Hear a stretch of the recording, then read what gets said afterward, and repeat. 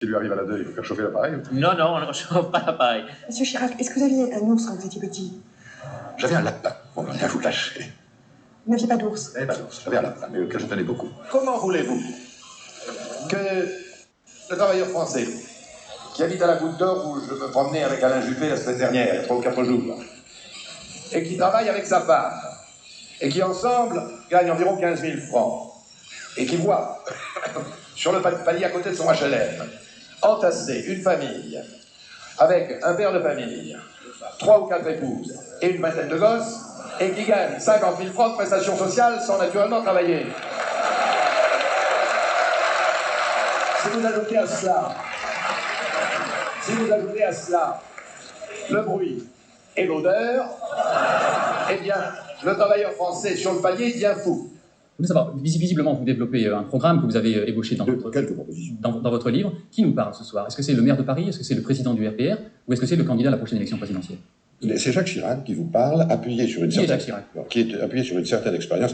Je sais que vous êtes un jeune journaliste, mais enfin, je croyais quand même que cette information était parvenue jusqu'à vous. Sur votre livre, là, il y a un pommier.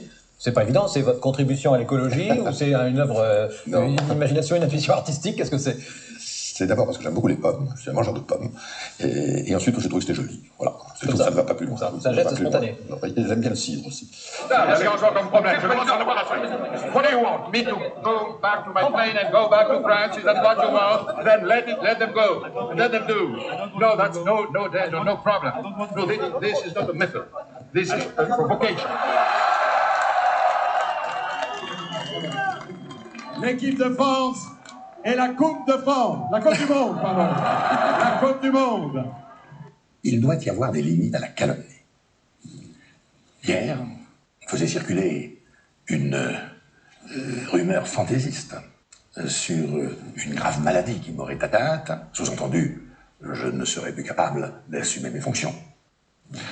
Aujourd'hui, on rapporte une histoire abracadabrantesque, de même commandée et payée, et que l'on m'a buté, et qu'il y avait surtout toute une série de voyages à des noms de gens dont je n'ai jamais entendu parler.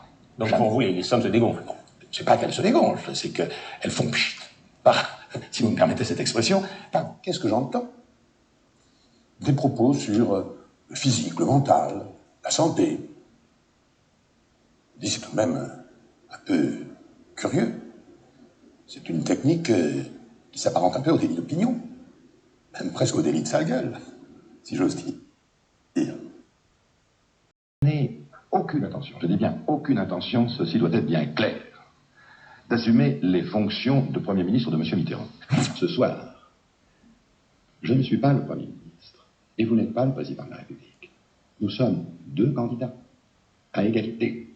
Vous me permettrez donc de vous appeler M. Mitterrand. Et vous avez tout à fait raison, Monsieur le Premier ministre.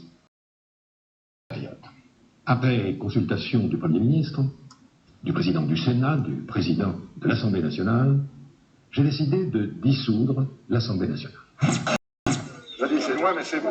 Comment ça va? Je disais c'est loin mais c'est beau. C'est loin mais c'est beau. Je dis c'est loin mais c'est beau. Un homme politique, Monsieur le Roi, ne démissionne pas. Je viens de remettre la démission de mon gouvernement au président de la République. Et je crois qu'un homme politique ne doit pas lâcher prise. Eh bien, je voudrais dire au Premier ministre et à M. Mitterrand qu'on ne construit pas la grandeur de la France avec de l'eau tiède et du chloroforme. Ce que nous voulons, la maison brûle.